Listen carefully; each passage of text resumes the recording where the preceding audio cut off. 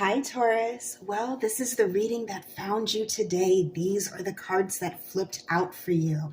Taurus, I apologize. It has been a little bit longer than I intended in between readings. We've had some weather here, but I am starting with a new deck tonight, the Tarot of the Divine by Yoshi Yoshitani. And I absolutely love this deck. Each card is represented by some mythology, fairy tales, folklore from all around the world. So let's get into it.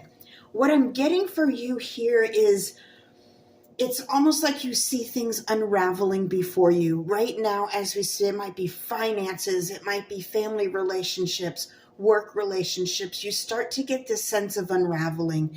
Now, this isn't going to resonate for all of you. This is a general read.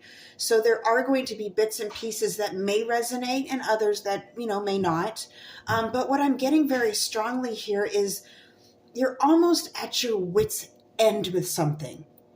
You've just about had it, and you can see that there's going to be an upset. You can see it coming, Taurus. You already see it coming. You knew it was coming.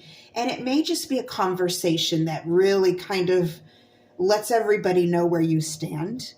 It may be a situation that you just finally just had enough, But I am getting that something's about to come to a head, a boiling point. And what you don't see, or what you may not see, I should say, I can't really say that you don't, because I feel like some of you do.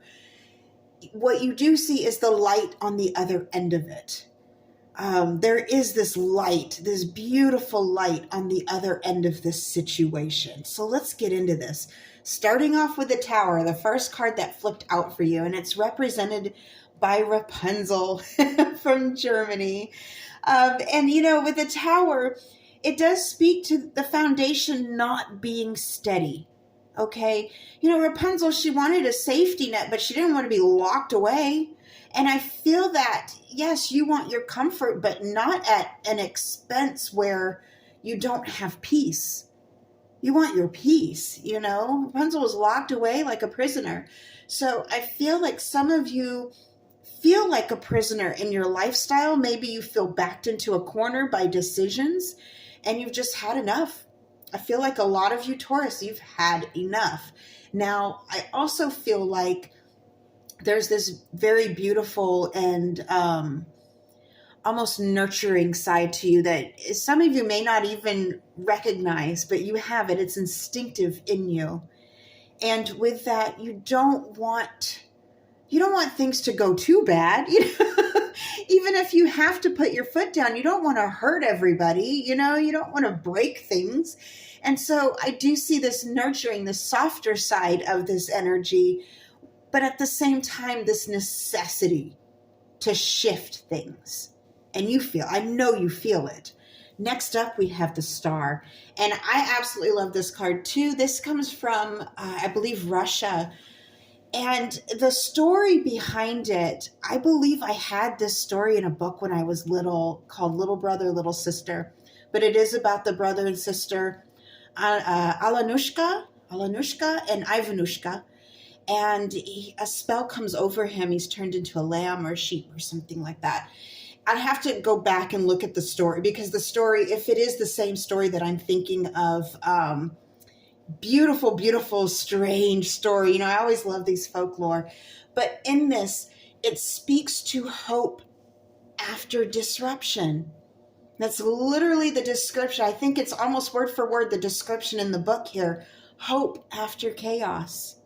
Understanding that there is a light, that even though you're left with a changed situation, there is beauty in it.